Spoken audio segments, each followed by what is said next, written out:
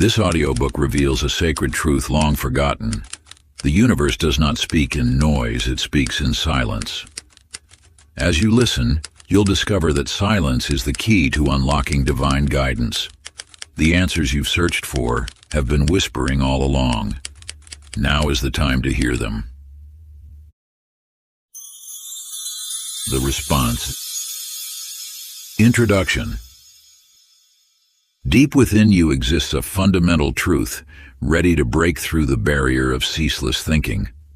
Similar to a clear pool disrupted by countless waves, your mind stirs with constant internal conversation, aspirations, anxieties, critiques, and longings all vying for your notice. Yet the insight you're after has always been present in the gaps between these thoughts, in the deep quiet that exists underneath your mental noise. The cosmos communicates not through language, but via intuitive understanding, in instances of perfect clarity that surface when your mind becomes peaceful. These celestial messages come naturally when you halt the perpetual inner dialogue that has become your faithful companion. The timeless truth appears not through struggle or exertion, but through yielding and openness.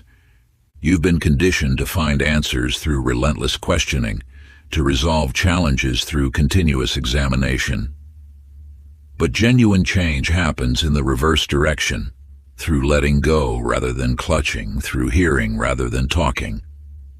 The principle of manifestation functions not through the clamor of craving, but through the hush of acceptance. This quiet isn't vacant, it contains boundless possibility. It forms the background on which the cosmos sketches its answer to your innermost wishes. When you calm your mind's relentless babble, you make room for celestial wisdom to penetrate. In this hallowed stillness, you transform into a transparent conduit through which cosmic intelligence can stream. Your path now isn't about incorporating more additional mantras, extra visualizations, supplementary mental techniques. It concerns reduction, eliminating the thought obstacles standing between you and your natural harmony with universal energies. As you practice resting in this meaningful silence, you'll realize that the solutions you pursue have always been there, waiting quietly beneath your conscious awareness.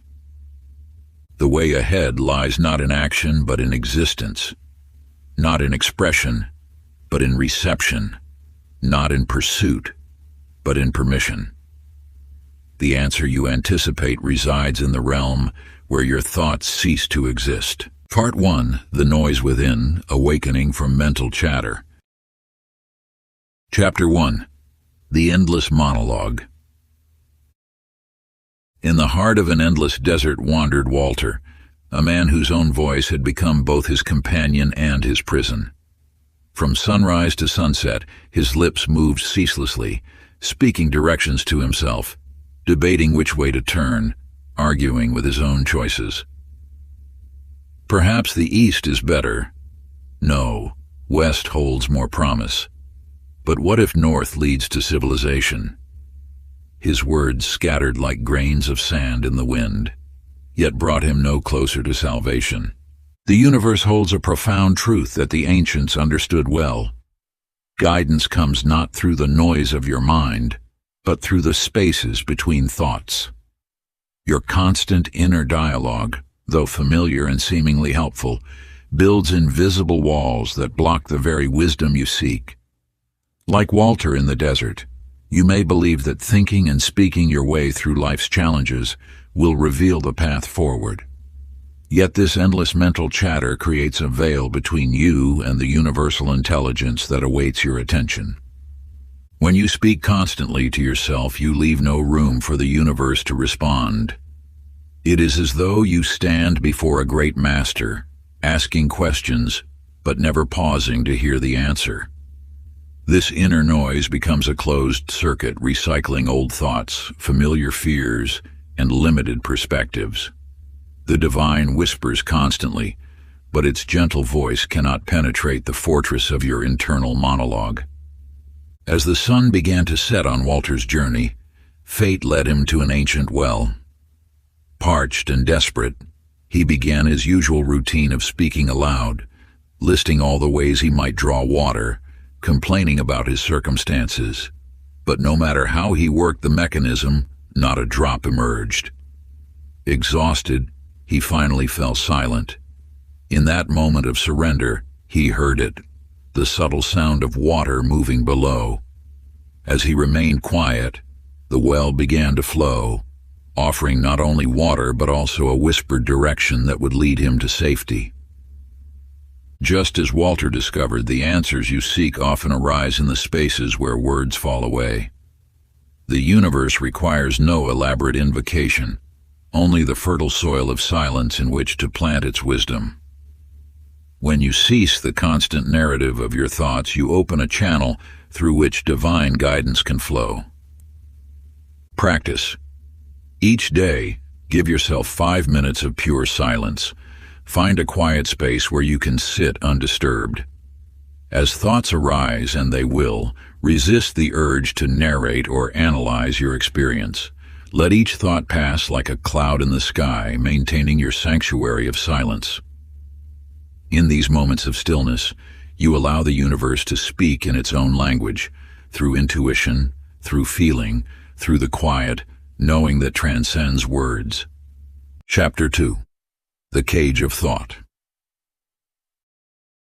In a sunlit room, Eleanor tends to her beloved caged bird each morning, meticulously cleaning its perch, refilling its water, and whispering gentle words of care. What she fails to see, what you too may have overlooked in your own life, is that the cage door is hung open all along. The bird remains, not from physical constraint, but from a belief woven so deeply into its being that freedom seems impossible. You have lived much like this bird, surrounded by thoughts that appear to define your limits. These thoughts whisper, "You cannot, you should not, you are not enough." Yet these are not iron bars, but gossamer threads of belief, spun from past experiences and repeated stories. When you say, "I am afraid, I am stuck, I am unworthy," you mistake the passing weather of thought for the vast sky of your true nature. Just as Eleanor's bird could step through the open door at any moment, you can step back from identification with these mental patterns. Freedom does not require you to silence your thoughts or wage war against your mind. It asks only that you recognize yourself as the silent witness to these thoughts rather than their helpless subject. As Eleanor finally grew still one morning, she watched in wonder as her bird tentatively approached the open door. In that moment of pure observation, without her usual commentary or concern, the bird spread its wings and took flight. Not through force or strategy, but through the simple recognition that nothing held it back. This mirrors your own journey of awakening. When you cease to struggle against your thoughts, when you simply observe them without becoming entangled in their story, you discover that freedom has always been your natural state. The cage was never locked, it was only your belief in its solidity that made it real. Just as Eleanor's bird needed only to recognize its inherent freedom, you need only to recognize that you are not your thoughts. You are the space in which thoughts arise and dissolve, as vast and boundless as the sky itself. Practice. Take your journal and write down every limiting thought you believe about yourself. After each one, inscribe these words: "This is a thought, not a truth." Watch how the energy shifts as you separate yourself from these thoughts, just as the bird separated itself from its imagined constraints. Feel the lightness that comes with this simple act of recognition. As you write each limiting belief, notice how it begins to lose its power over you. These thoughts that once felt so solid and real begin to dissolve like morning mist in the sunlight of awareness. Let this practice serve as your daily reminder that you, like the bird, need only recognize your inherent freedom to claim it fully. Chapter 3. You are not your voice. In a dimly lit studio, Henry sits before his microphone, broadcasting into the empty night. His voice, once heard by thousands, now echoes through vacant airwaves, yet he continues his nightly ritual, speaking endlessly about the day's events, sharing opinions no one receives. The red on-air light flickers weakly, much like the flame of his own relevance, but still he speaks.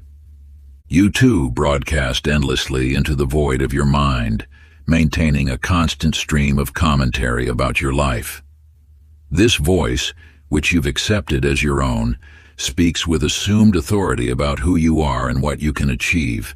Yet like Henry's forgotten broadcast, it reaches no real audience.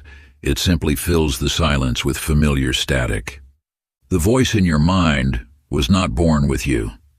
It emerged gradually, assembled from fragments of past experiences, borrowed opinions, and defensive strategies. When it says, "I can't," it speaks from old wounds. When it declares, "This always happens to me," it recites a script written by previous disappointments. This voice is not your essence. It is merely a collection of learned responses, masquerading as your authentic self. As you identify with this mental narrator, you grant it power it doesn't deserve.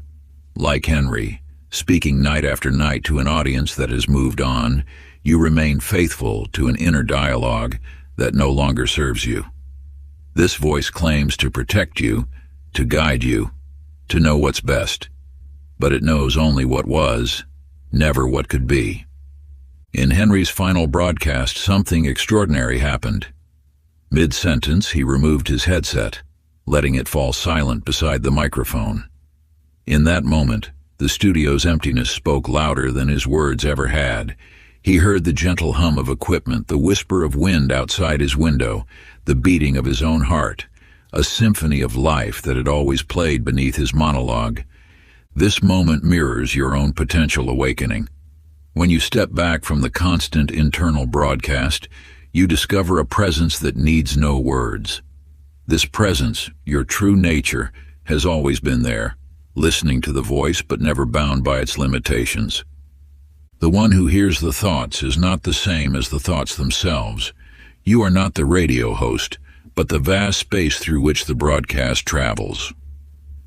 In recognizing this, you begin to break free from the hypnotic spell of your inner narrator.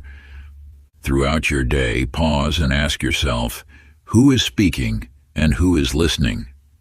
This simple inquiry will create distance between you and the mental voice, revealing the peaceful awareness that lies beneath all thought. In this space, you'll discover that true wisdom often comes not through more words, but through the willingness to listen deeply to what life is already saying. Chapter 4. The Echo of Doubt. In the depths of an ancient canyon where red stone walls rise like silent guardians of truth, Margaret stands alone. Her voice carries across the vastness, speaking of dreams and desires, yet what returns to her ears are only the echoes of her deepest fears. "I wish to create," she calls, but hears, "What if you fail?" whispered back.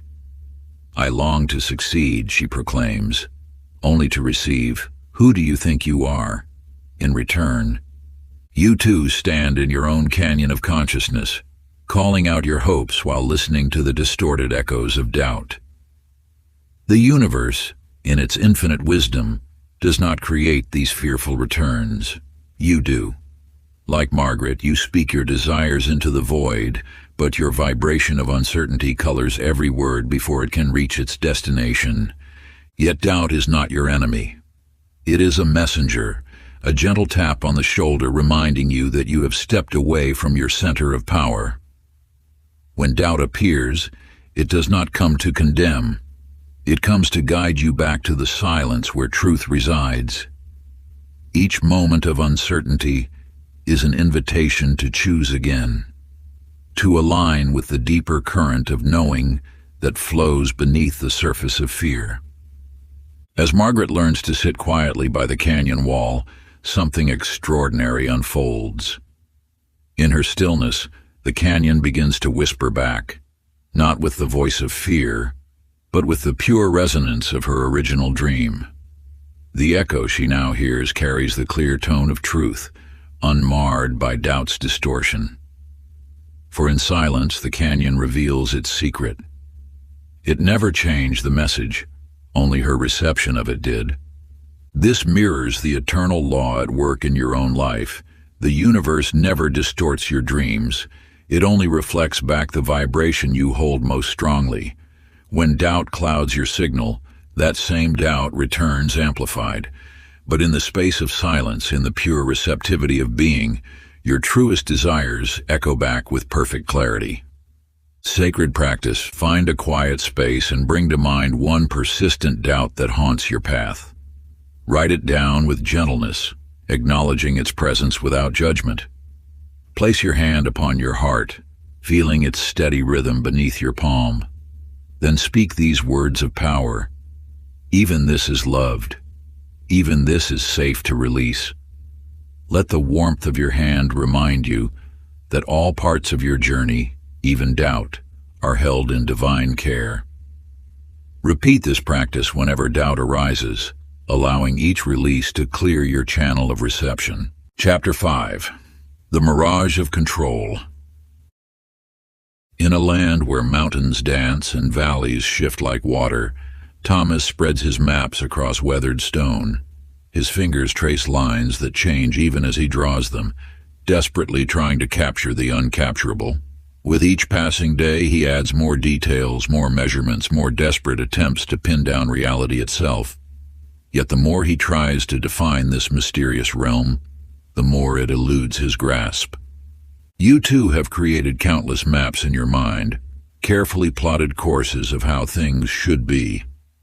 Each morning, you unfold these mental charts, attempting to navigate life through the power of thought and planning. But life, in its infinite wisdom, refuses to be contained by the boundaries you draw. The need to control stems from a deeper truth you have forgotten. The universe operates through surrender, not force. When you attempt to direct every outcome, you actually resist the very flow that would carry you to your highest good.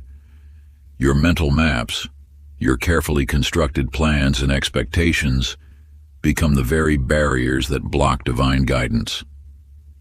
Consider how a leaf doesn't fight the wind to reach its destination. It releases into the current of air, and in that surrender, finds its perfect landing place. This is the paradox that Thomas discovered. Control is born of fear, while surrender springs from trust. And trust, though seemingly vulnerable, holds more power than all your careful calculations. In the second tale of Thomas, he stands atop the highest peak, watching his collection of maps catch fire in the evening breeze. As the ashes of his life's work drift skyward, something shifts within him. For the first time, he feels the wind not as an enemy to be charted, but as a guide to be followed. And in that moment of release, the wind carries him gently down paths he never could have planned, to the very destination his heart had always sought. Your maps, your need to control outcomes, relationships, and future moments, these are not protection, but prison. Every time you surrender a piece of your need to control, you create space for the universe to reveal a path far greater than any you could have designed. Practice. Take a moment now to write down one situation you're trying to control.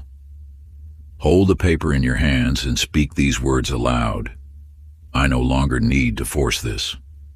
I trust the unfolding. Then, like Thomas's maps in the wind, let it be. Watch how life begins to flow when you release your grip on the outcome. Chapter 6. The Spell of Self-Talk. In a small workshop bathed in morning light, Betty's fingers dance across fabric, each stitch flowing with practiced grace.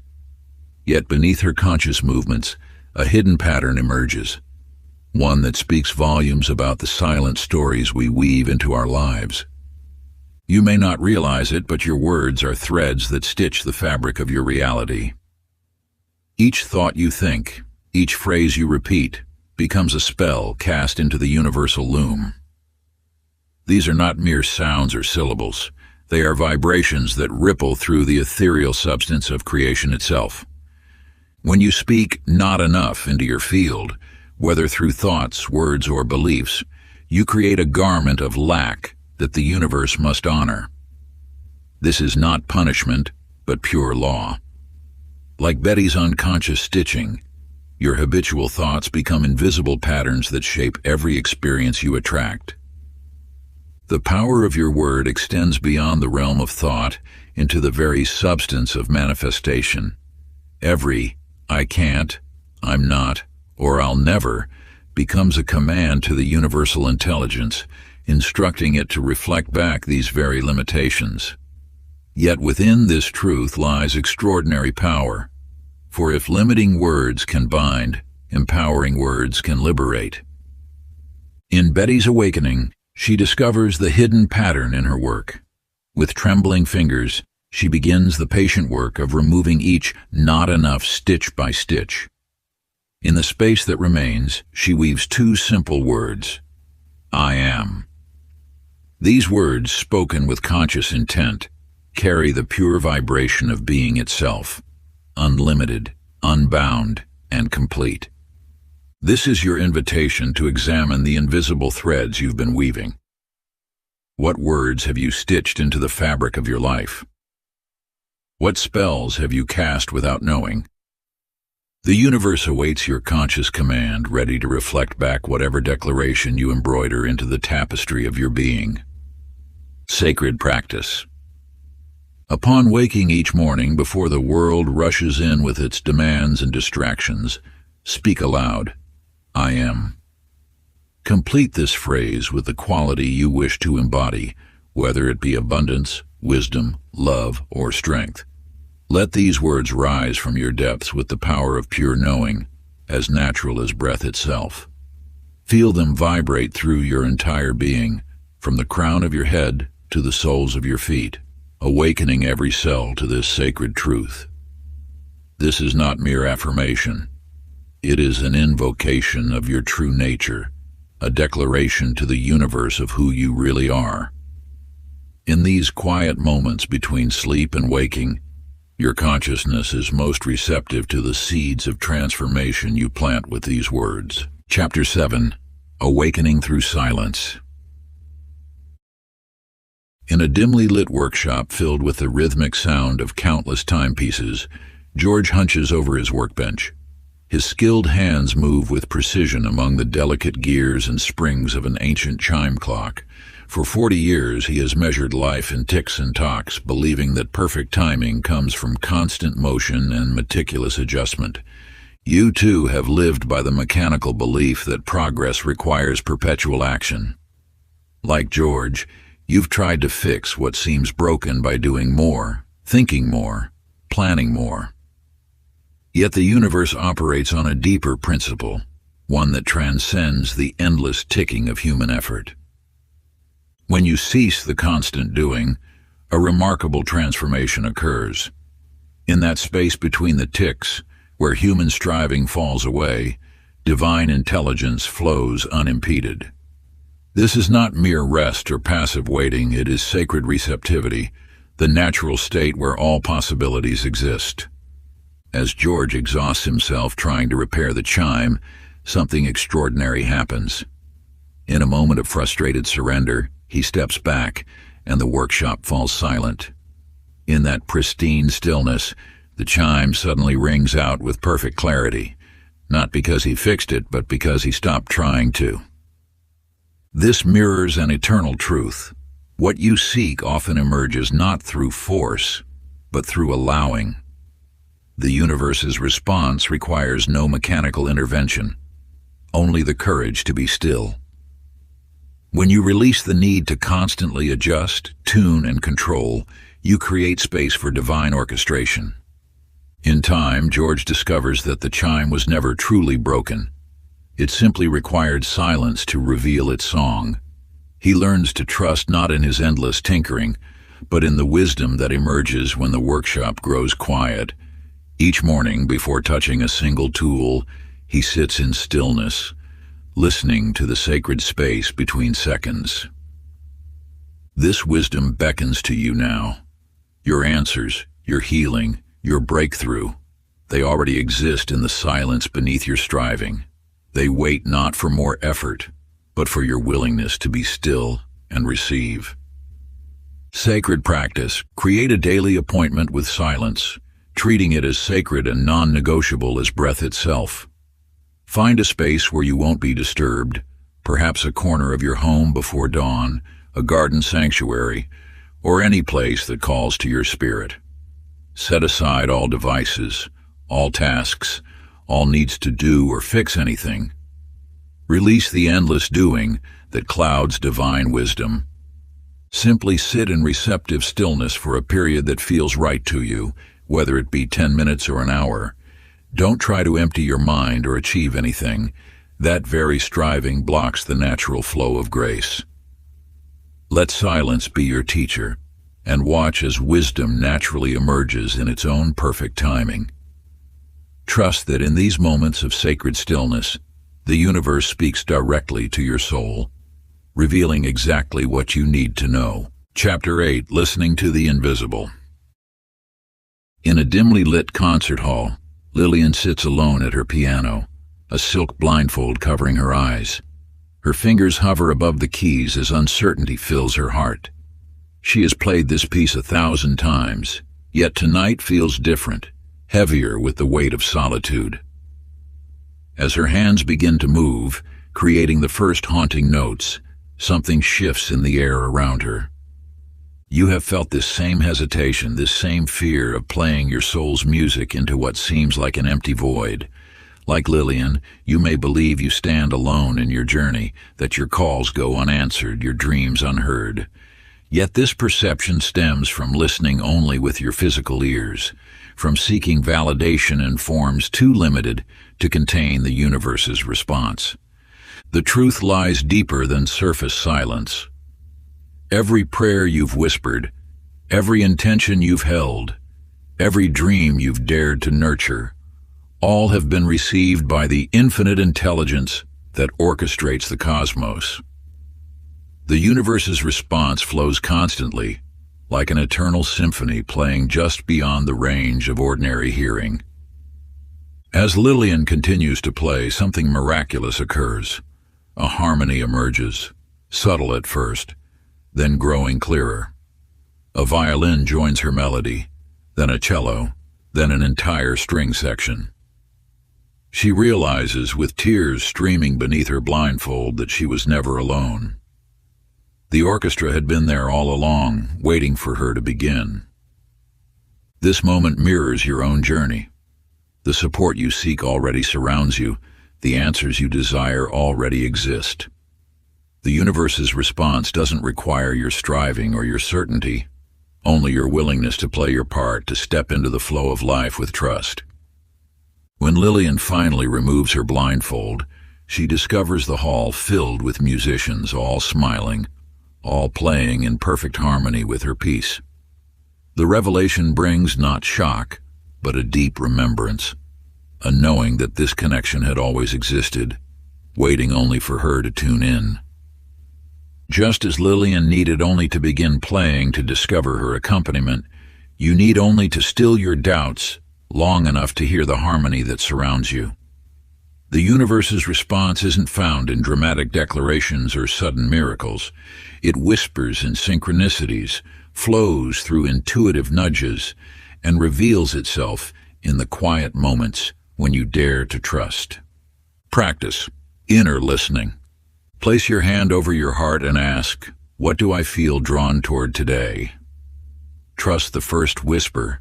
That gentle nudge of intuition that rises before doubt can cloud your perception.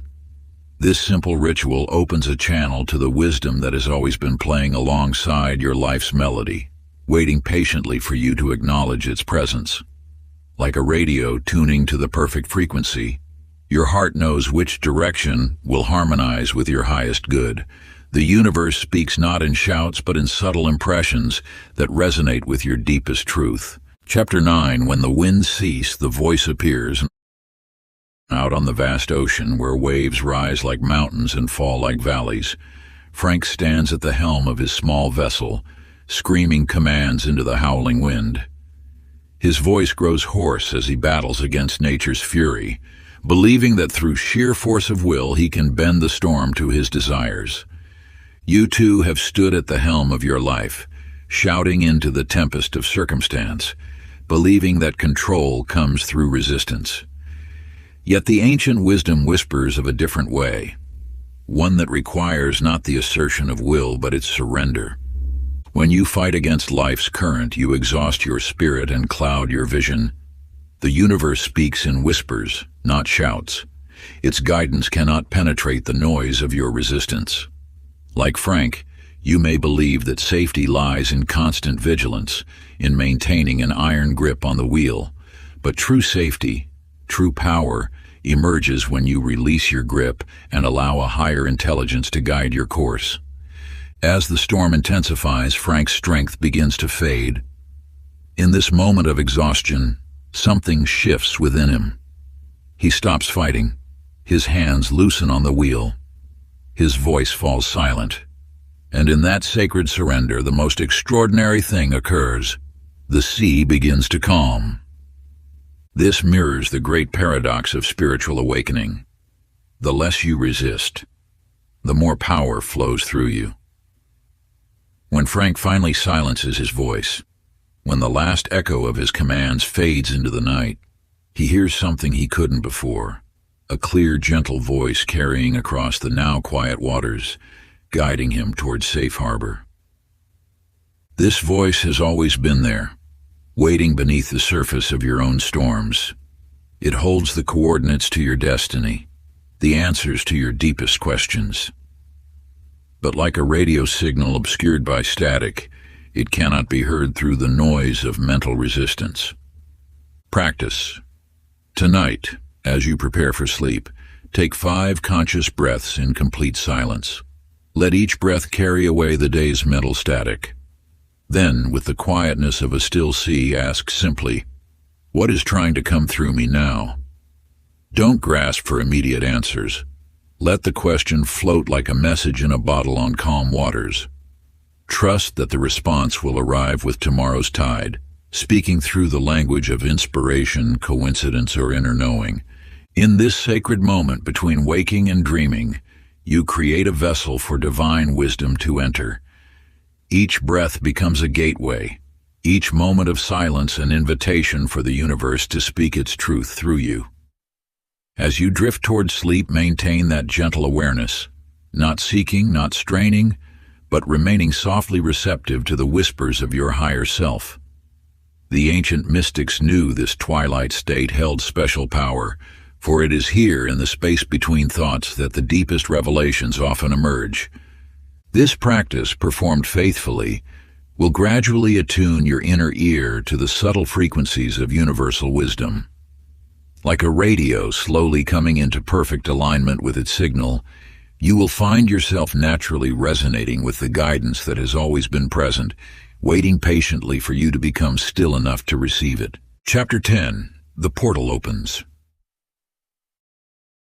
In the dimly lit corridors of an ancient library, Helen moved between towering shelves, her fingers tracing the spines of countless books. Each volume promised answers, yet after decades of searching, the truth she sought remained elusive. Day after day, she scoured texts, made notes, created systems, believing that somewhere in these chapters lay the key to understanding. You too have searched endlessly, believing that wisdom must be pursued, caught, conquered. Yet the universe holds a gentler truth. What you seek is seeking you. When Helen finally sat down, exhausted from her endless quest, she noticed something extraordinary. In the space between her thoughts, in the silence between her searching, a soft golden light emerged from behind a shelf she'd passed 1,000 times before. There, hidden in plain sight, stood an ornate doorway she'd never seen. This doorway represents the threshold between seeking and finding, between effort and grace. It appears not through striving, but through stillness.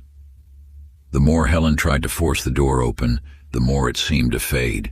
Only when she stepped back, released her urgency, and allowed herself to simply be present, did the door begin to open of its own accord. What lay beyond that threshold was not what she expected to find. It was what had been waiting to find her. The room beyond held no books, no answers, no complex systems of knowledge. Instead, it contained a single mirror that reflected not her physical form, but the light of her own awareness. This sacred moment mirrors your own journey. The answers you seek are not hidden in endless doing, but in the space of being. When Helen ceased her searching, what she truly needed revealed itself naturally, effortlessly, as though it had been waiting all along for her to become still enough to receive it. The practice. Find a quiet moment and write a letter to the universe. Pour your heart onto the page, expressing your deepest gratitude for all that is, the breath in your lungs, the ground beneath your feet, the infinite possibilities that surround you. Write without expectation, without asking for anything in return. Let your words flow naturally, like water finding its path to the sea. Then sit in sacred silence, breathing slowly and deeply, allowing yourself to be found by what has always been seeking you. In this stillness, feel the presence of ancient wisdom that has waited patiently through the ages for this very moment of connection with you. Part 2. The stillness between, deepening into spiritual alignment. Chapter 11. The Sacred Pause. In the heart of a grand theater, Clara stood beneath the spotlights, her next line vanishing like morning mist. The audience held their breath, waiting. In that suspended moment, something extraordinary occurred, not through action but through pure presence. You have been taught that empty spaces must be filled, that silence signals failure, that stillness means losing your way. Yet within every pause lies a power you have yet to fully embrace. When you stand at the edge of speech, caught between what was and what will be, you touch the eternal present, where all possibilities gather. This space, which the world labels as hesitation, carries the seed of your next emergence. Clara's moment of forgetting became a gateway. As she stood in that sacred stillness, the theater transformed. The audience leaned forward, drawn not by words, but by the magnetic force of pure presence. In that pause, she embodied something greater than any scripted line could convey. She became a vessel for the unspoken. This mirrors the universe's way. In the space between your thoughts, between your actions, between your words, there lies a gathering force. Like the moment before dawn, when night has not yet yielded but morning already stirs, these pauses are pregnant with potential. Later that evening, after the final curtain, Clara discovered that her moment of silence had moved the audience to tears. Not because of what she did, but because of what she allowed. In her stillness, she had created space for something greater to enter. You too stand on life's stage, often rushing to fill every moment with action or words. Yet the universe whispers its truths in the spaces between, in the pause before you speak, in the breath before you move, in the silence before you decide. These are not empty spaces to be feared or filled, but sacred thresholds where spirit gathers its power. Each pause offers you the chance to align with a wisdom greater than your own planning. The practice: select one moment in your day, perhaps before an important conversation, during a decision, or in the midst of activity. Stop completely. Draw a full conscious breath into your being. Silently speak these words: I trust the sacred pause. Let the next movement arise not from habit or haste, but from the gathered wisdom of that holy stillness. Watch as your next step emerges with grace and perfect timing. Chapter 12. Presence is Power. In the early morning light, Samuel stood at the edge of a misty valley, his camera hanging unused at his side. For years he had chased the perfect shot, planning each detail, calculating every angle.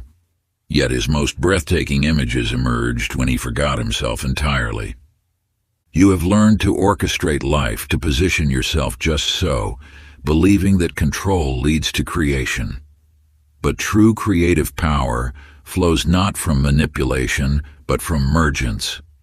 When you dissolve into the eternal now, In those rare moments when you release the grip of planning, something extraordinary occurs. Your frequency shifts from seeking to seeing, from forcing to flowing. It is here, in complete presence, that you become most visible to the universe. Samuel discovered this truth one autumn morning. Standing before a simple tree, he noticed how his breath synchronized with the swaying leaves. In that moment of pure attention, his awareness expanded beyond the viewfinder. The camera became not a tool but a witness to the communion between his soul and the scene before him. The resulting image captured not just light and form, but the very essence of that holy instant. Later, reviewing his work, Samuel noticed a pattern. His most powerful photographs weren't products of careful arrangement. They were born in moments of complete absorption when he forgot he was a photographer and became pure seeing himself. This mirrors the universe's way of working through you. When you step aside from the constant orchestration of life, you enter a state of receptivity that magnetizes magic. Your presence becomes a lens through which the divine can focus its light. Months later, Samuel found himself before an ordinary street corner. No spectacular sunrise, no dramatic landscape, just the simple play of shadow and light on a weathered wall. Yet in his state of pure presence, this mundane scene revealed itself as a gateway to the infinite. The photograph he took that day spoke not of technique, but of transcendence. Your presence is not just attention, it is attunement. When you fully arrive in the now, you become a tuning fork, vibrating in harmony with the universe itself. This is the state from which all true creation flows. The practice. As each hour strikes, pause in your activities. Feel the weight of your body, the touch of air on your skin, the rhythm of your breath. Whisper softly, "I am here." Let these words be not an affirmation but a recognition of your essential presence. In this simple act of awareness, you open the channel through which the universe flows. Chapter 13. Detaching from the outcome. In a sunlit garden between ancient walls, Annie tended her precious flowers. Each morning she would rush to check a particular pot containing seeds of the midnight orchid, a bloom so rare that its appearance was said to bring extraordinary fortune. Day after day she would lean close to the soil, searching for any sign of growth, her anticipation mounting with each passing moment. You too know this feeling, the burning desire to see evidence of your dreams taking root. Like Annie, you may find yourself constantly checking, measuring, evaluating whether your desires are manifesting. Yet this very vigilance often creates resistance in the universal flow. When you fixate on outcomes, you unknowingly broadcast a frequency of doubt into the cosmic field. Each anxious glance at the soil carries a subtle message. I don't trust you're really growing. This energy of mistrust becomes a barrier between your desire and its natural unfoldment. The universe operates through perfect timing, a divine orchestration that flows best when unobserved. Just as a watched pot never boils, a watched seed struggles to sprout under the weight of expectation. Your role is not to force the bloom, but to create the conditions for growth and then step back in faith. One day, exhausted from her vigilance, Annie turned her attention to her other flowers.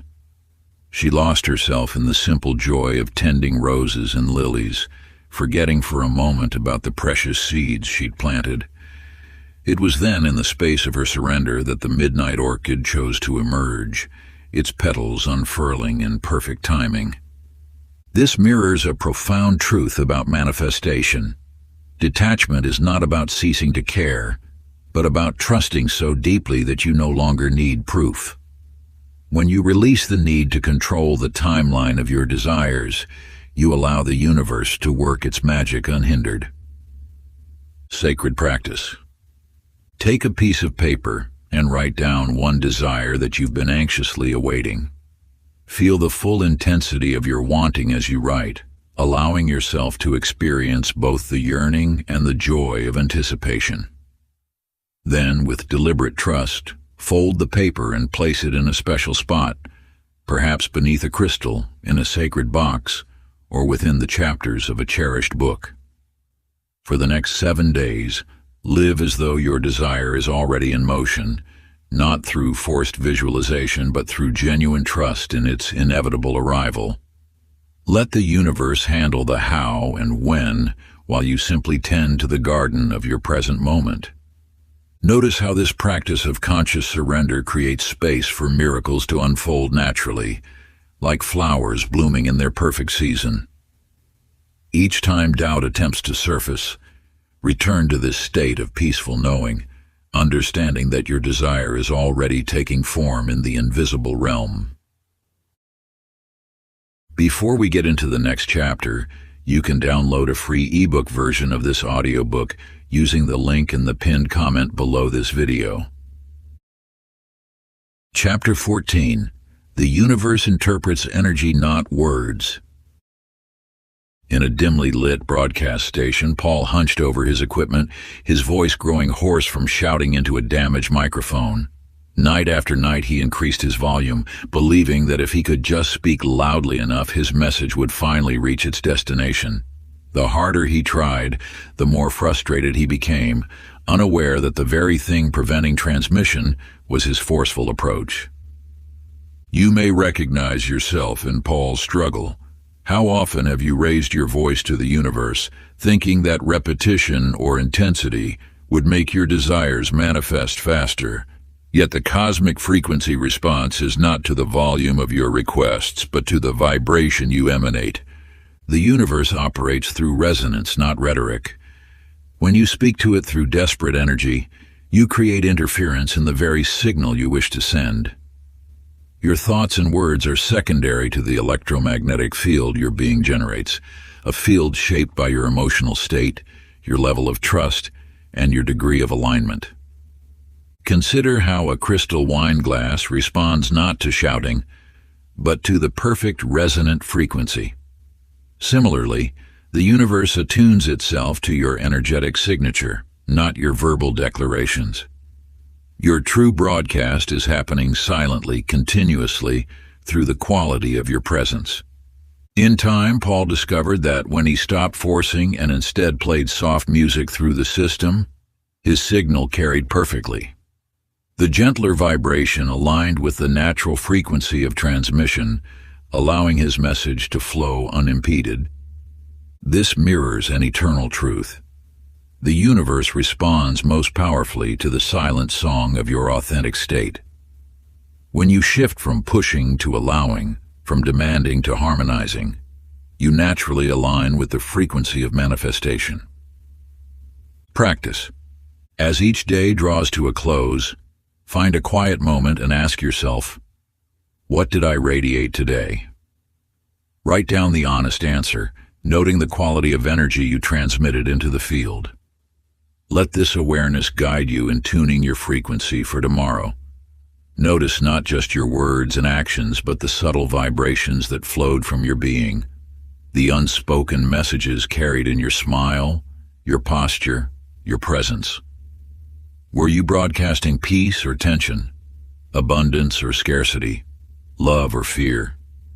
This simple evening reflection will gradually attune you to the profound truth that your energetic signature shapes the very fabric of your reality. Chapter 15. Clear Intentions, Quiet Mind.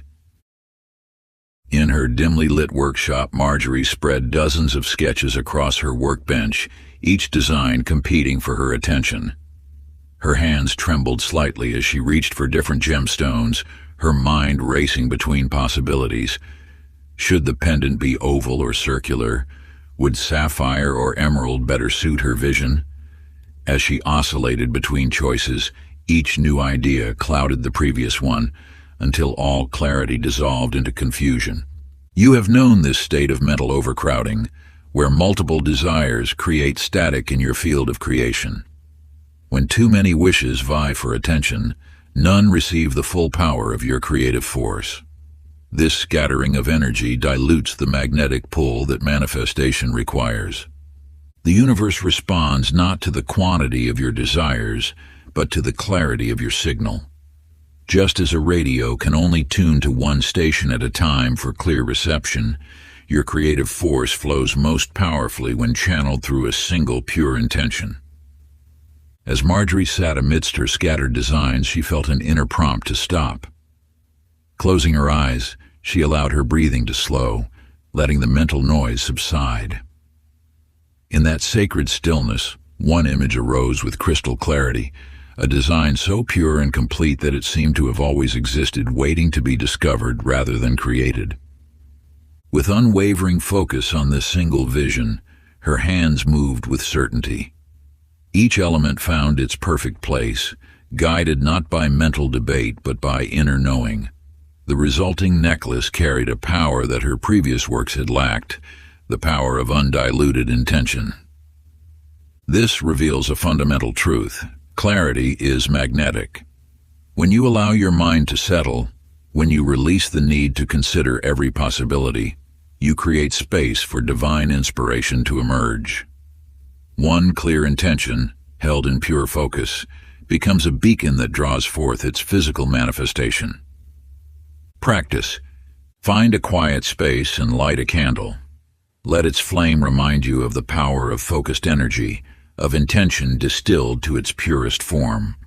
Sit in stillness and ask simply, "What do I really want?" Allow all secondary desires to fall away like autumn leaves drifting to earth.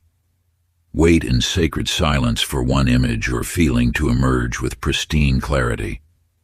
When it appears, you will know it with certainty. It will resonate in the depths of your being. Write only that singular vision, letting all else fade into shadow.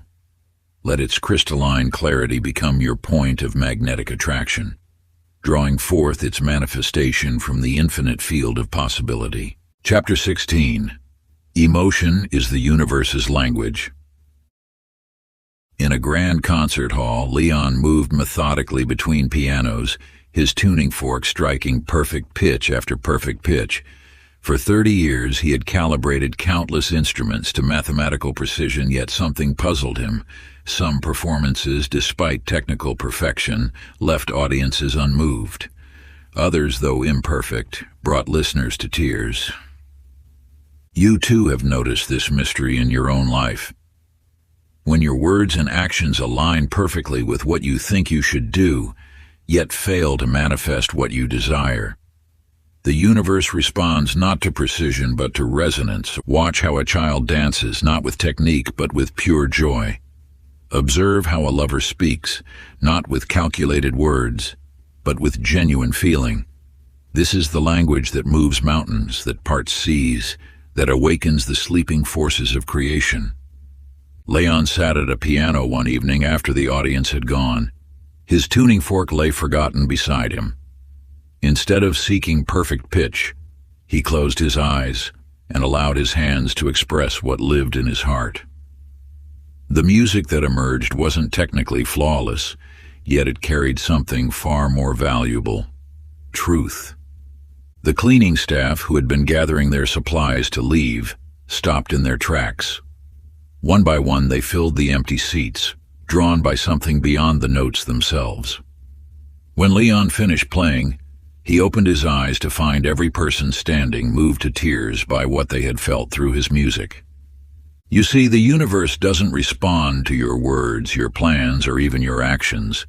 It responds to your feeling state.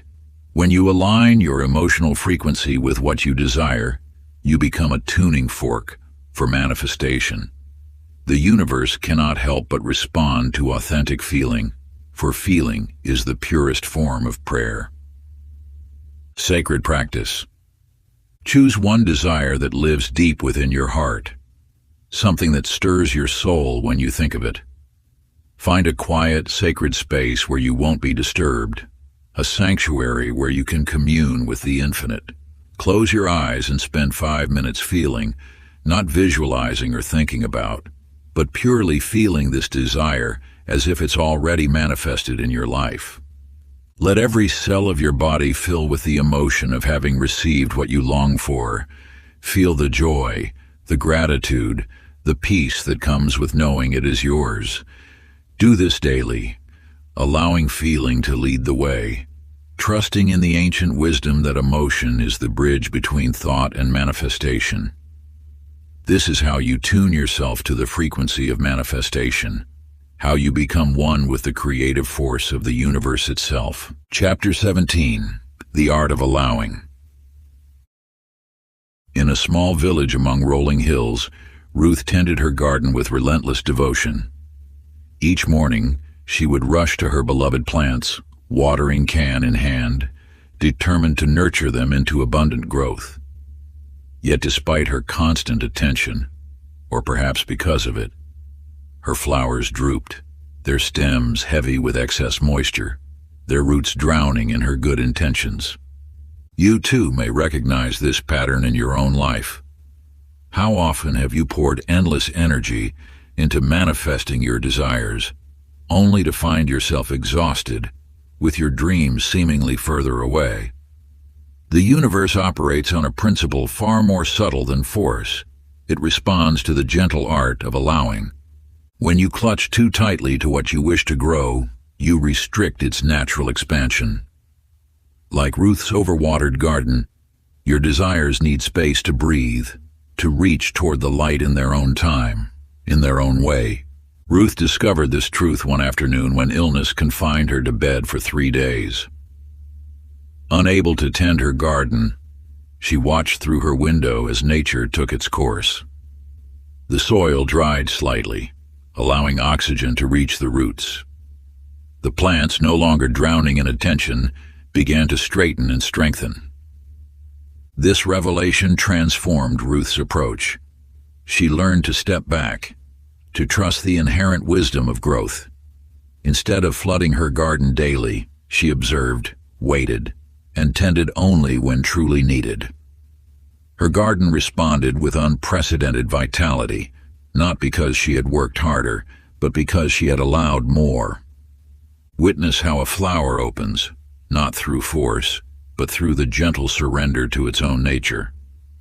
The universe operates with this same wisdom. Your manifestations unfold not through constant pushing, but through balanced allowing. Sacred practice. Each morning stand in a quiet space, a sacred corner of your home, or beneath the open sky, and speak these words with quiet certainty. I allow what is mine to find me. Feel these words resonating through your being, acknowledging the divine order that governs all things. Then engage in an activity that brings you pure joy. Paint with abandon. Dance as though no one is watching. Walk mindfully in nature, or simply sit in peaceful contentment. Let this practice become your daily ritual, your offering to the universe, a demonstration of your unwavering trust in its perfect timing. Through this gentle surrender, you align yourself with the cosmic flow, opening pathways for abundance to reach you naturally and effortlessly. Chapter 18. Receive without reaching. Along the misty shores of an ancient lake, Arthur stood at dawn, his fishing line cast far into the distance. Day after day he hurled his line toward the horizon, believing the greatest catch must lie in the furthest waters. His arms ached from the constant reaching, yet his nets remained empty. You, like Arthur, may have fallen into the pattern of reaching ever outward for your desires.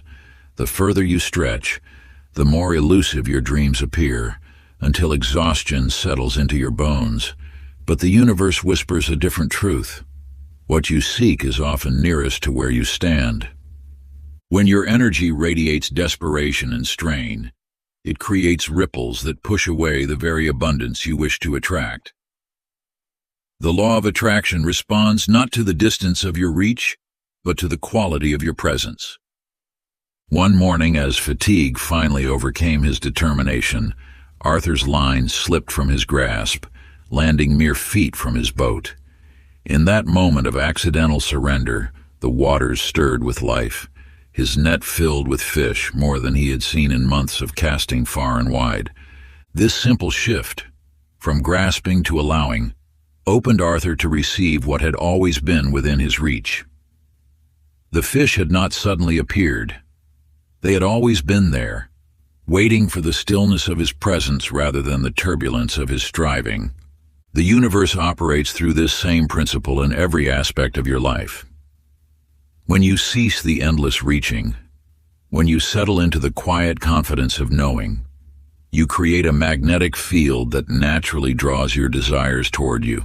Sit now with your palms open upon your lap. Breathe deeply and whisper these words: I do not need to reach. I received it. Let this mantra remind you that what is meant for you will find you in the space of your surrender. This practice, performed daily, will gradually transform your energy from one of desperate seeking to peaceful receiving. The universe responds not to the force of your grasp, but to the openness of your heart. As you cultivate this receptive state, you'll notice subtle shifts in how opportunities and blessings flow into your life. Where once you might have strained and struggled, you'll find yourself guided effortlessly toward that which serves your highest good. The ancient mystics understood this profound truth, that true abundance comes not through ceaseless pursuit, but through the art of sacred surrender. Chapter 19, Rituals of Receptivity. In a small cottage among flowering gardens, Estelle sat alone each evening, her weathered hands folded in her lap.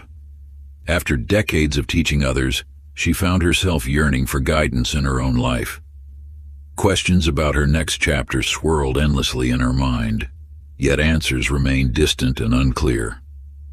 One evening, as autumn winds rustled through falling leaves, she felt drawn to light a single candle and place it by her window. The simple act brought an unexpected peace.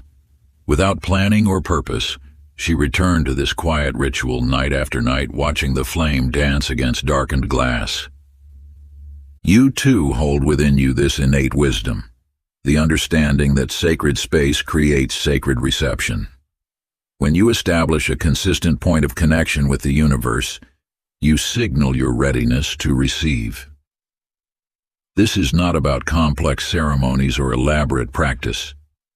It is about creating a moment where your soul can breathe, where divine wisdom can enter.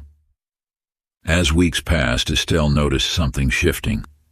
The clarity she had long sought began flowing naturally into her awareness. Solutions appeared not through struggle, but through stillness. Her evening ritual had become a gateway, not through the candle's flame, but through her own consistent presence. The universe responds to your willingness to pause, to create space, to show up with intention. When you establish a daily practice of receptivity, you align your energy with the natural flow of divine guidance. This is not about performing actions to earn answers. It is about creating conditions where wisdom can arise unobstructed. One evening, as Estelle lit her candle, she realized the ritual itself had never been the source of her clarity. The flame had simply marked her transition from doing to being, from seeking to receiving. In that recognition, her practice deepened from routine to reverence. Your own receiving ritual need not mirror another's. It may be a morning cup of tea held in mindful silence, a walk beneath open skies, or a moment of stillness before sleep. What matters is not the form, but the feeling, the conscious choice to say, I am ready. Set aside a moment each day for your ritual of reception. Let it be simple, sacred, and consistent. As you enter this practice, whisper softly, I am ready. Then rest in the knowledge that the universe has heard your invitation. Feel the subtle shift as your energy aligns with the eternal flow of wisdom that surrounds you. This daily dedication becomes a bridge between your conscious mind and the infinite source of all knowledge, creating a sanctuary where divine guidance can reach you unimpeded. Trust that in these moments of sacred surrender, you are participating in an ancient tradition of seekers who have discovered that true wisdom arrives not through force, but through the grace of receptivity. Chapter 20. Surrender is Strength. High in the misted peaks where few dare venture, Isaac stood before an impossible chasm. For 7 days he had searched for a way across, his determination matching the harsh winds that whipped around him. Each morning, he rose with new strategies, new angles of approach, and each evening he retreated to his camp, defeated by the vastness before him. You too have faced such chasms in your journey, moments when all your strength, all your clever planning, all your forceful will seems to crash against an immovable reality.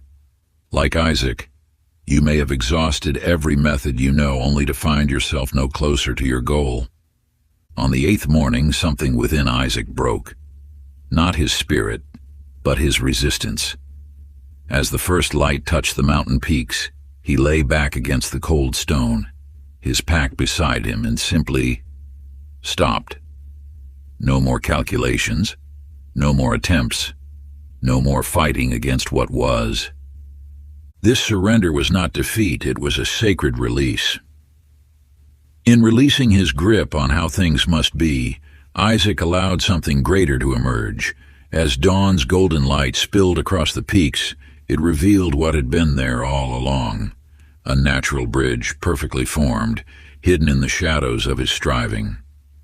When you cease the endless reaching, pushing, and forcing, you create space for the universe to reveal its perfect solution. Your surrender is not weakness, it is stepping aside so grace can enter. What force cannot accomplish, acceptance makes possible. Later, as Isaac crossed the bridge that had awaited his stillness, he understood.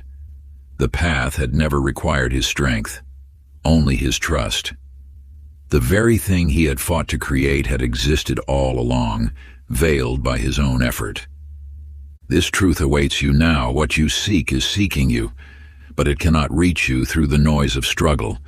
It arrives in the silence of surrender, in the space where doing becomes being, where effort transforms into allowance.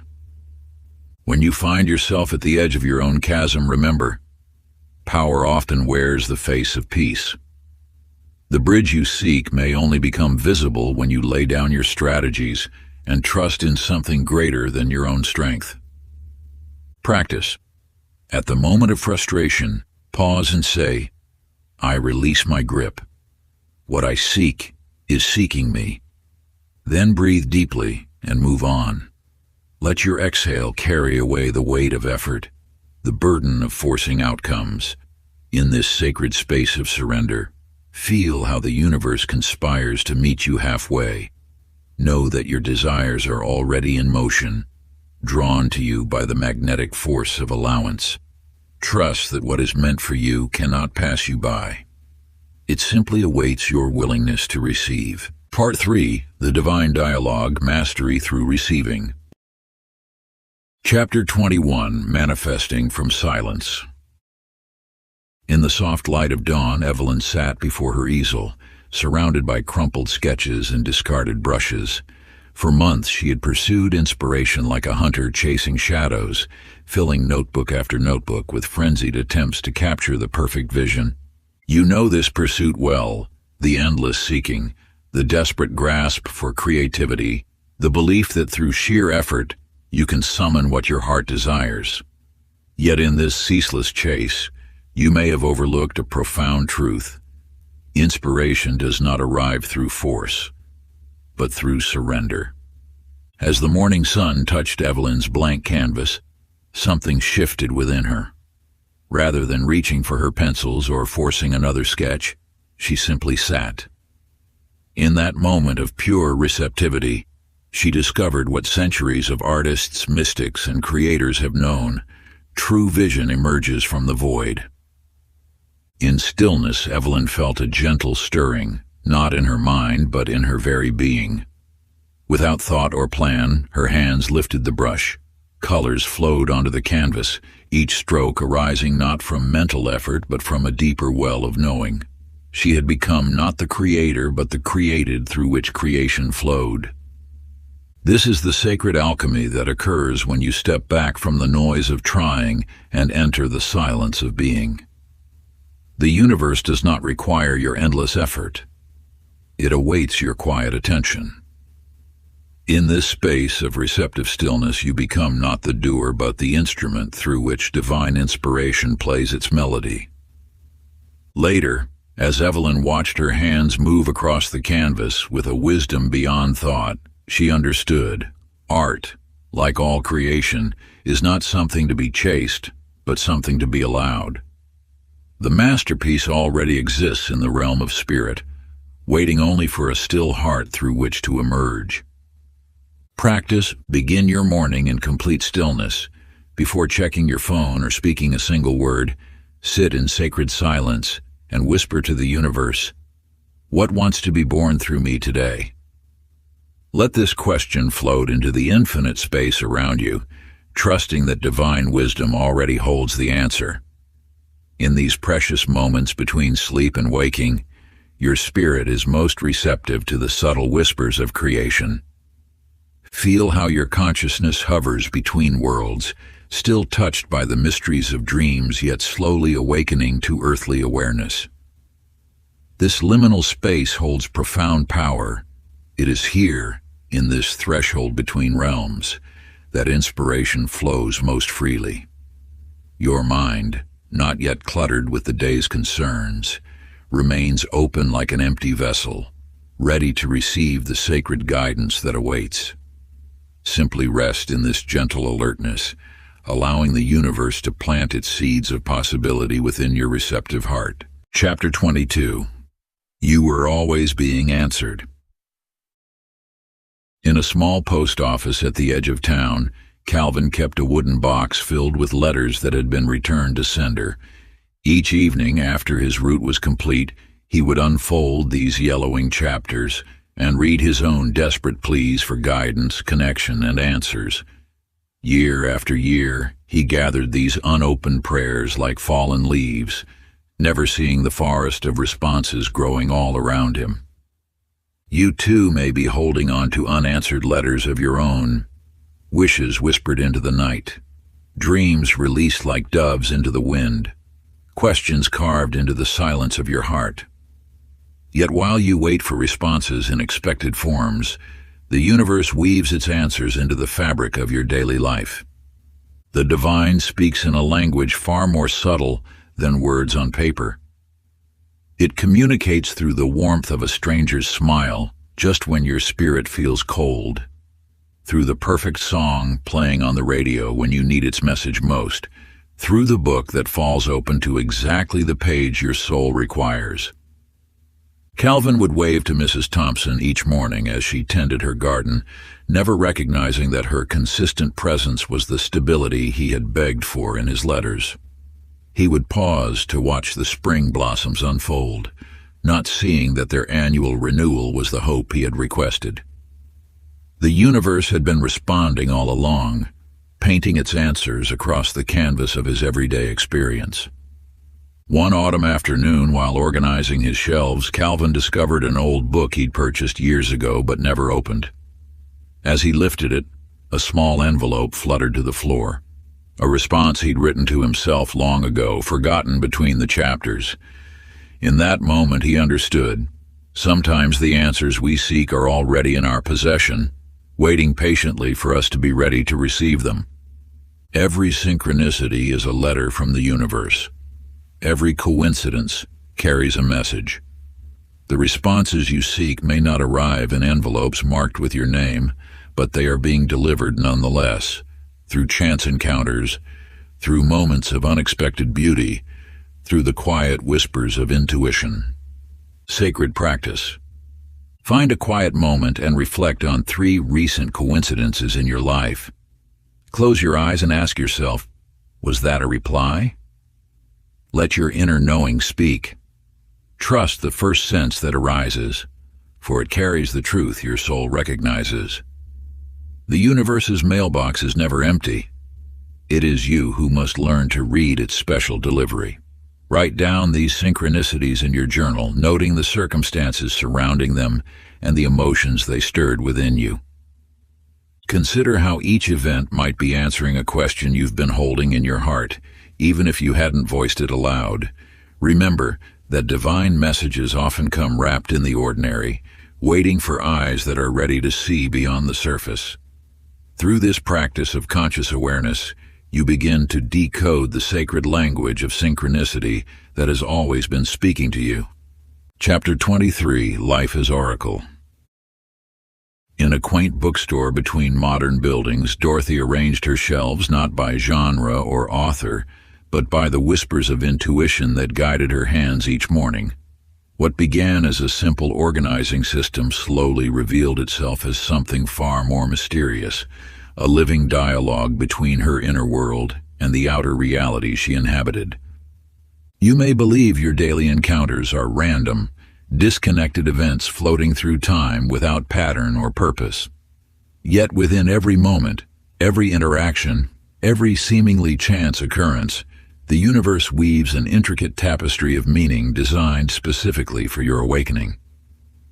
Watch as the elderly man asks for a book about forgiveness on the very day you struggle to release an old wound. Notice how the young woman searching for courage mirrors your own hidden fears. Observe how the child's innocent question about stars reflects your deep wonderings about destiny. These are not coincidences. They are conversations. Dorothy began to see how each customer brought not just their reading preferences, but also carried messages meant precisely for her current life situation. The woman seeking books about new beginnings appeared just as Dorothy contemplated a major change. The man requesting texts about healing arrived during her own period of recovery. The universe was speaking through every interaction, every choice, every seemingly mundane moment of her day. In the quiet hours between customers, Dorothy learned to let the world become her mirror. She stopped trying to force meaning into events and instead allowed their natural significance to unfold. Peace returned not because circumstances changed, but because she recognized the sacred dialogue happening in plain sight. The universe speaks not only through dramatic signs or profound revelations, but through the gentle flow of daily life. Each moment carries a message, each encounter holds a lesson, each experience offers guidance. If only you attune yourself to this constant conversation. Sacred practice. As the day draws to a close, find a quiet moment with your journal. Ask yourself with genuine curiosity, what did life try to tell me today? Write down whatever arises, without analyzing or judging. Let the day's events speak their truth through your pen. This practice opens the channel between your conscious mind and the universe's constant communication. Notice the subtle whispers that emerged in chance encounters, the wisdom hidden in apparent obstacles, the guidance offered through fleeting thoughts and feelings. Trust that each word flowing onto the page carries significance even if its deeper meaning isn't immediately clear.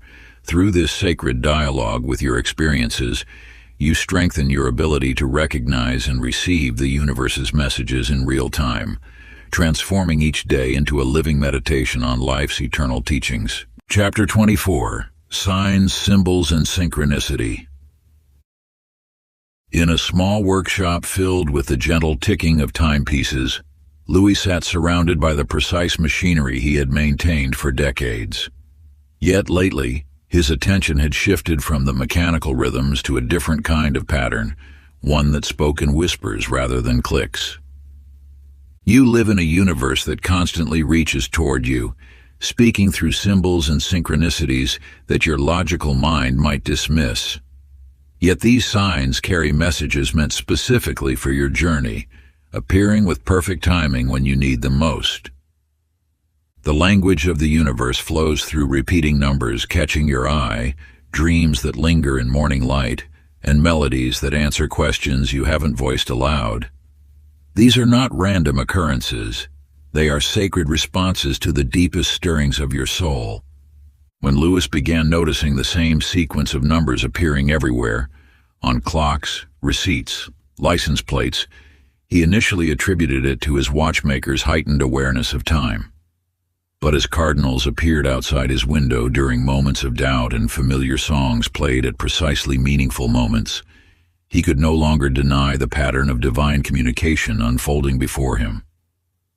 The universe speaks not in shouts but in subtle impressions that bypass the analytical mind and resonate directly with your intuitive knowing. It communicates through the poetry of existence, through synchronicities that cannot be explained but can be deeply felt. In his second encounter with these messages, Louis finally surrendered his need to understand and simply whispered, "I'm listening." In that moment of acceptance, the signs grew clearer, more frequent, as though his acknowledgement had opened a channel of divine dialogue that had always been waiting for his recognition. Know this truth: synchronicity is not coincidence.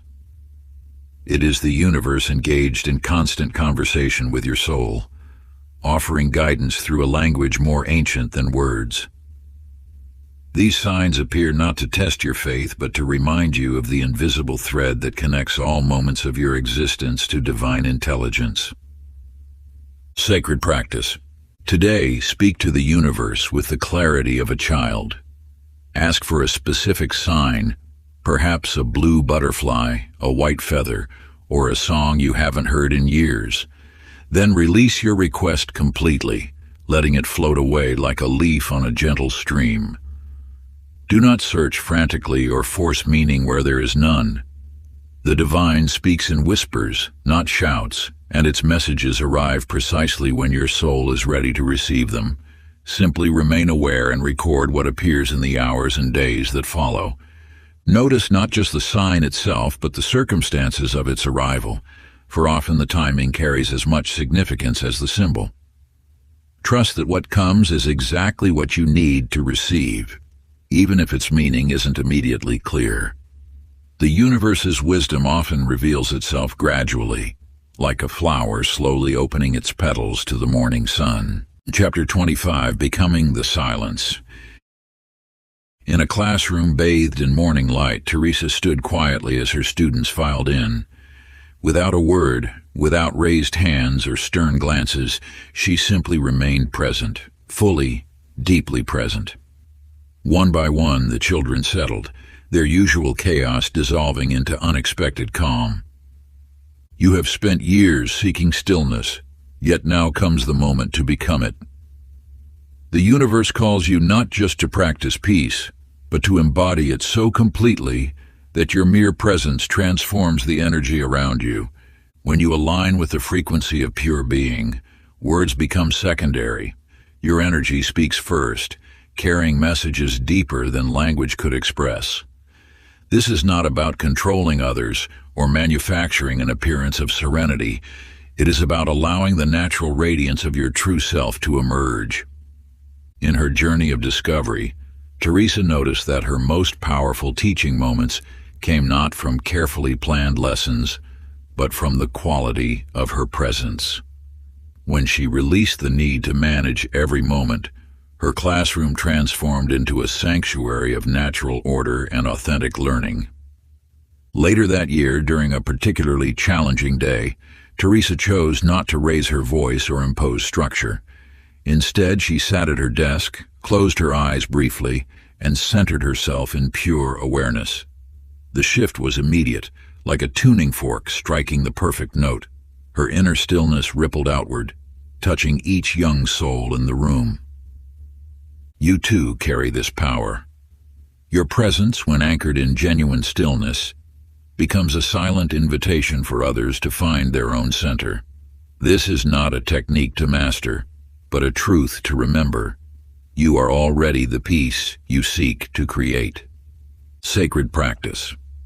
Choose 1 hour today to practice intentional stillness. Reduce your words to only what is necessary, speaking with purpose rather than habit. Let your movements become deliberate and minimal, each gesture carrying the weight of conscious choice. Instead of trying to influence your environment, simply be present within it, allowing the natural rhythm of life to flow undisturbed around you. Notice how your energy speaks without sound, transforms without touch, creating ripples of peace in the ethereal fabric of existence. Let your very being become the message, a living testament to the power of presence. In this sacred hour, you become both witness and catalyst, demonstrating that the most profound transformations often arise from the quietest moments.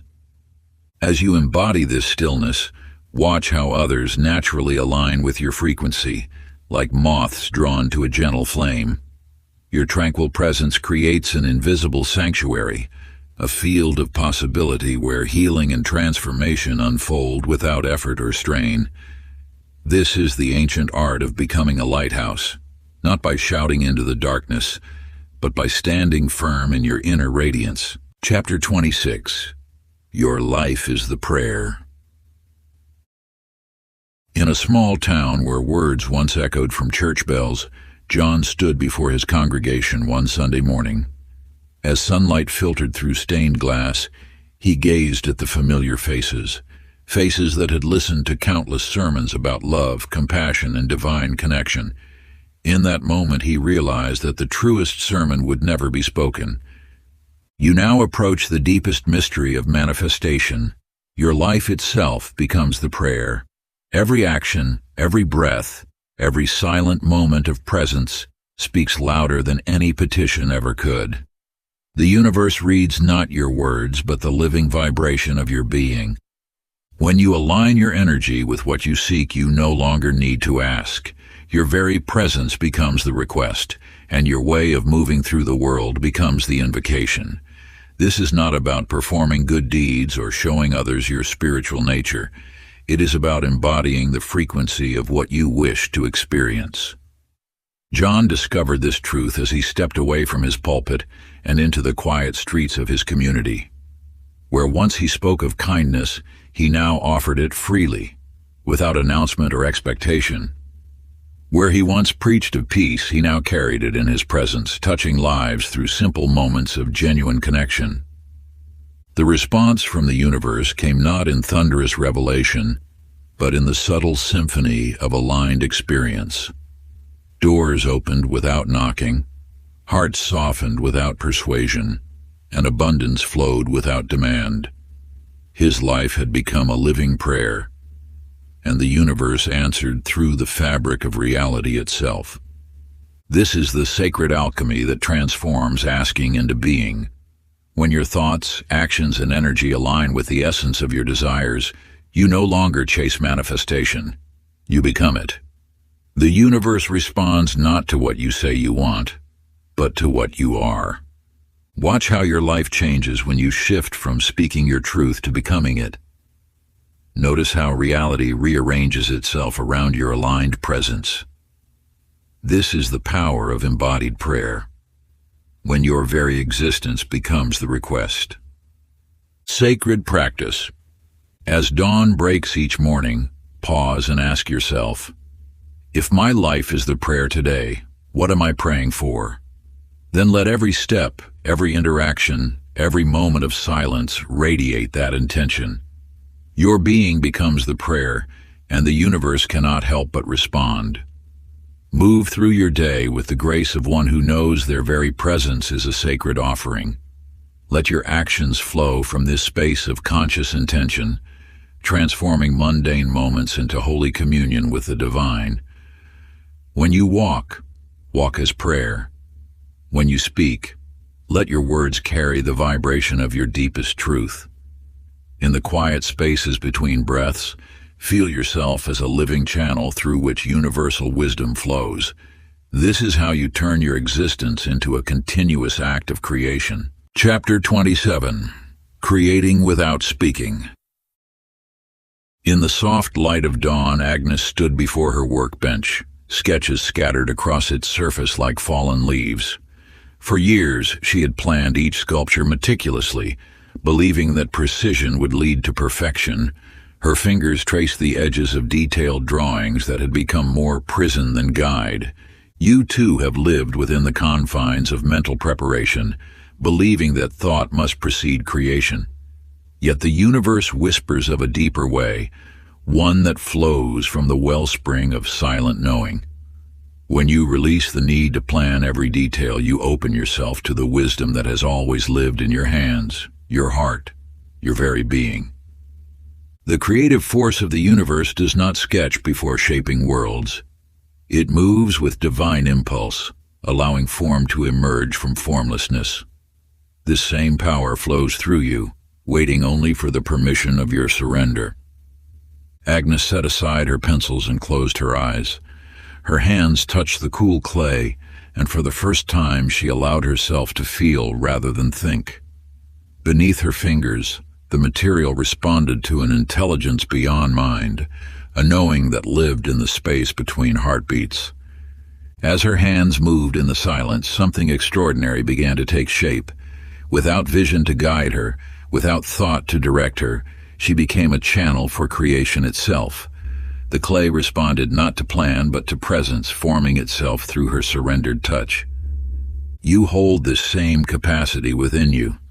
Your life itself is clay, waiting to be shaped by the wisdom of your silent presence. When you step back from the endless planning and permit yourself to move from intuitive knowing, you align with the creative force that birthed the stars. In the quiet hours before sunset, Agnes opened her eyes to discover a form of such beauty and truth that tears fell unbidden. There, emerging from the clay, stood a figure that no sketch could have captured, for it came not from mind but from mystery. The universe speaks through your surrendered hands, through your quiet knowing, through the moments when you dare to create without the interference of thought. Your masterpiece is not waiting in plans and preparations. It lives in the sacred silence of pure presence. Practice.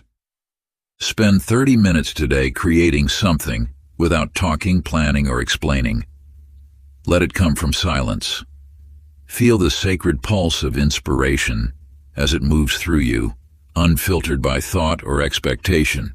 Whether you paint, write, sculpt, or simply arrange objects in a pattern that calls to your soul, allow the universe to guide your hands.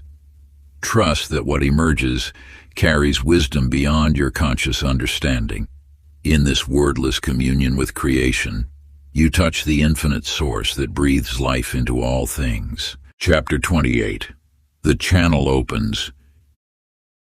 In a humble workshop at the edge of a sleeping village, Harold bent over his workbench, surrounded by fragments of metal and wood. Night after night, strange visions would visit him in dreams, blueprints that made no sense to his waking mind yet called to be brought into form. You too have felt this calling. Ideas that arrive unbidden, inspirations that seem to come from somewhere beyond thought.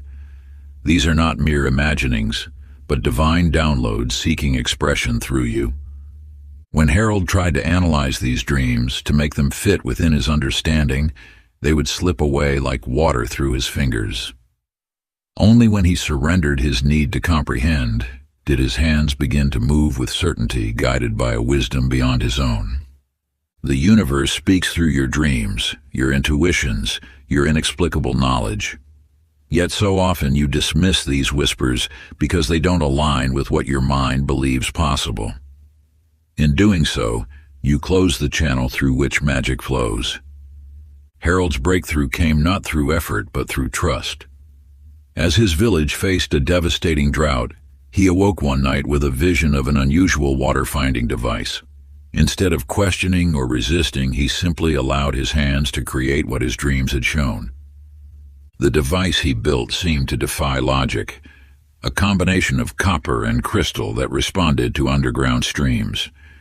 When the village's wells ran dry, Harold's invention led them to a hidden spring that saved them all.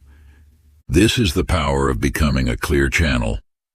The universe does not require you to understand its methods, only to trust its guidance and allow yourself to be used as its instrument. In Harold's second encounter with divine inspiration, he discovered that his role was not creator, but vessel. The inventions that flowed through him carried a wisdom far beyond his own understanding. He had simply learned to step aside and let the universe work through his willing hands. You are such a vessel, a channel through which the infinite can express itself in finite form. Your only task is to remain clear, receptive, and willing to be used by something greater than yourself. The practice of silence clears this channel. When you still hear the endless chatter of your mind, you create space for divine inspiration to enter. Like Harold, you need not understand everything you're guided to do. You need only remain open and willing to be moved by the intelligence that moves worlds. Sacred practice. Meditate in silence for 10 minutes, allowing your breath to become your only focus. Let the endless thoughts that usually occupy your mind drift away like clouds passing through a vast sky. When your inner space feels clear and receptive, take your journal and write this sacred question. If I were a channel, what wants to flow through me? Do not analyze or judge what emerges. Simply let your hand move across the page, trusting that divine wisdom seeks expression through you. Let the response surprise you, for often the universe speaks most clearly when we release all expectations and surrender to its gentle guidance. Chapter 29. You are the response. In a small cottage filled with morning light, Mildred sat in her rocking chair, her weathered hands folded in her lap. For decades she had brought new life into the world, yet only now did she understand the deeper truth of her calling. You too carry this sacred mystery within you. Like Mildred, you have been the answer to prayers you never heard spoken. Your presence, your being, has shifted the energy of rooms you've entered, touched lives in ways you've never noticed. When expectant mothers would arrive at Mildred's door, wild-eyed with fear, she never spoke empty words of comfort. Instead, she embodied the calm they desperately sought. Her steady breath, her unwavering presence, her deep knowing, these were the medicine they needed. Without realizing it, she was the response to their unspoken prayers. The universe works through you in this same way. While you've been searching the horizons for signs and answers, you've been carrying the very presence that others have been seeking. Your alignment, your peace, your joy. These are not merely states of being, but frequencies that transform the world around you. One evening, as Mildred prepared her evening tea, a young woman knocked at her door. The girl was trembling, uncertain about her impending motherhood. Mildred simply sat with her, offered her tea, and remained present. In that shared silence, the girl found her courage. No words were needed. Mildred's presence was the answer. Looking back now, Mildred sees the pattern that was always there. Every time she thought she was simply doing her work, she was actually being the response that the universe had sent. Her hands, her heart, her presence. These were the channels through which divine comfort flowed. You are not separate from the power you seek. You are not waiting for the universe to respond. In your deepest essence, you are the response itself. When you move through the world in conscious presence, you become the answer to prayers you may never hear spoken. Sacred practice. Stand before a mirror in a quiet, sacred space. Look deeply into your own eyes, those windows to your eternal soul, and say with gentle conviction, "The response I sought is me." Let these words resonate through your being. Repeat this truth until you feel it awakening something profound within you, until you recognize that divine presence that has always lived in your heart. Allow yourself to fully embrace this moment of sacred recognition. Chapter 30. The Echo Becomes You. In the heart of an ancient village, Oliver stood before his life's work, a bell unlike any other. For years he had crafted bells that needed force to sing, but this one held a different magic. It responded not to touch, but to the very vibration of life itself. You have reached this same sacred threshold. Like Oliver's masterpiece, you no longer need external force to create ripples in the fabric of existence. Your presence alone has become a tuning fork for universal harmony. Through decades of crafting, Oliver discovered that true resonance comes not from the metal, but from the space within. Each bell he created taught him to trust the unseen more than the visible. Now, as he stands in his workshop, the great bell begins to hum, though no hand has touched it. It responds to the pure frequency of being. The universe flows through you in this same way, You no longer need to push, strive, or force. Your aligned presence sets everything into motion. When you walk into a room, before you speak or act, your energy has already begun its work. Like Oliver's bell, you have become so attuned that life responds to your very being. In the quietest hour before dawn, Oliver witnessed his creation's most profound teaching. As the first light touched the horizon, the bell began to sing, not from any physical contact, but from its perfect resonance with the morning itself. In that moment, he understood. The bell wasn't an instrument to be played, but a channel through which harmony expressed itself. This is your truth now. You are not separate from the force you once sought to harness. You have become the vibration itself, the call and the response unified in one sacred vessel. Your desires no longer need to be shouted into the void. They ripple outward from your centered presence. Sacred practice. Each morning, place your hand over your heart and whisper, "I am the echo. I am the answer. I am the resonance." Then walk like it's true. Let this daily ritual become your sacred communion with universal harmony. As you move through your day, embody the gentle power of the bell, allowing life's vibrations to flow through you without resistance.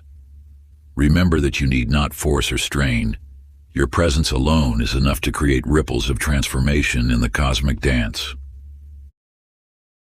If you enjoyed this audiobook, I created a free ebook version for you. You can download it using the link in the pinned comment. Conclusion. You have arrived at a sacred turning point. The journey that began with seeking now culminates in becoming. Through each chapter, each teaching, each moment of surrender, you have been transformed, not by adding more, but by allowing less. Remember how you once filled every silence with affirmations, every pause with pleading? Now you understand, the universe was never deaf to your desires. It was waiting for you to enter the frequency where answers naturally flow. Your presence has become your prayer. Your being has become your beacon. No longer do you need to shout your intentions into the void or wrestle with endless mental dialogue. You have learned to rest in the sacred space where manifestation begins, the still point of pure potential. This is not the end of your journey, but rather the beginning of a new way of being. You have shifted from the one who asks to the one who embodies, from the seeker to the found. The very energy you carry now attracts what once seemed to require endless effort and striving. In this profound silence, you have discovered what the mystics and masters have always known, that the universe responds not to volume, but to vibration, not to words, but to resonance. You have become like Oliver's bell, singing without being struck, creating without forcing, manifesting through mere presence. Let this truth settle deeply into your being. You are no longer waiting for the response. You have become it. Every breath you take in this awareness sends ripples through the fabric of reality. Every moment lived in this alignment draws forth the very essence of what you once sought so desperately. The power was never in the asking, it was always in the allowing. And now, in this sacred silence, you allow everything. If you enjoyed this exclusive audiobook, I handpicked this next book which will change your life.